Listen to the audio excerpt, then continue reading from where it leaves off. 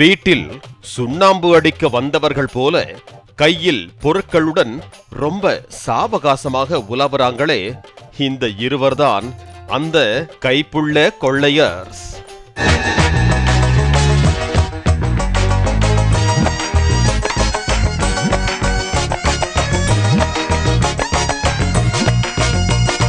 கன்னியாகுமரி மாவட்டம் நாகர்கோவில் பகுதியை அடுத்துள்ள கோட்டார் பகுதியை சேர்ந்தவர் சலீம். சவுதி அரேபியாவில் குடும்பத்துடன் தங்கி பணிபுரிந்து வருகிறார். இங்குள்ள அவரது வீட்டுக்குள் நேற்று இரவு 11:41 மணிக்கு வீட்டின் முன்பக்க கதவை உடைத்து 2 திருடர்கள் புகுந்தனர். சிசிடிவியில் அப்போதே இருவரும் பதிவான நிலையில் முன்பக்க கேமராவை உடைத்து சேதப்படுத்தினர் அந்த அப்ரண்டிஸ் கொள்ளையர்கள்.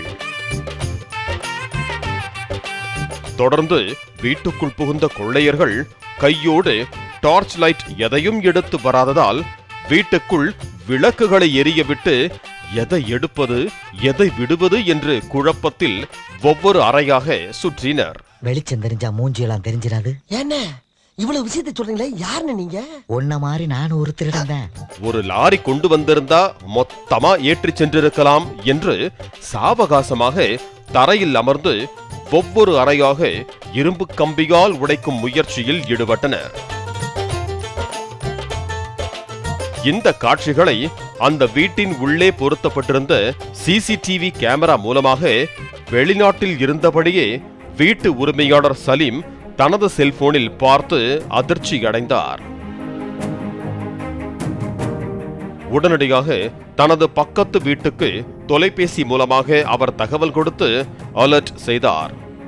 பக்கத்து வீட்டில் உள்ளவர்கள் விரைந்து வந்து வெளியில் நின்றபடியே திருடன் திருடன் என கூச்சலிட்டதால் தாங்கள் வலையில் சிக்கியதை உணர்ந்த 2 கைப்புள்ள கொள்ளையர்களும் கையோடு எடுத்து வந்திருந்த கொள்ளை கருவிகளை அங்கேயே போட்டுவிட்டு பின்பக்க இரும்பு கேட்டை திறந்து கொண்டு சுவரில் ஏறி புதருக்குள் குதித்து தப்பி ஓடினர்.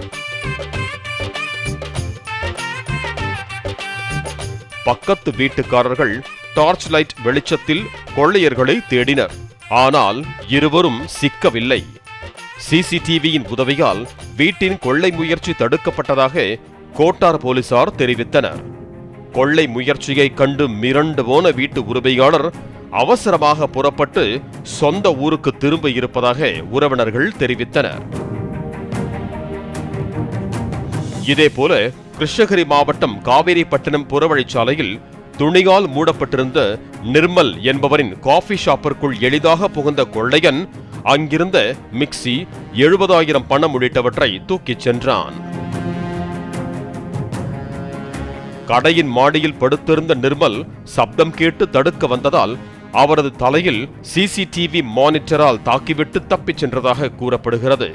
தலையில் காயத்துடன் நிர்மல் காவேரிப்பட்டினம் மருத்துவமனையில் சிகிச்சைக்காக அனுமதிக்கப்பட்டிருக்கிறார். பாலிமர் செய்திகளுக்காக நாகர்கோவில் செய்தியாளர் சுரேந்திரன்.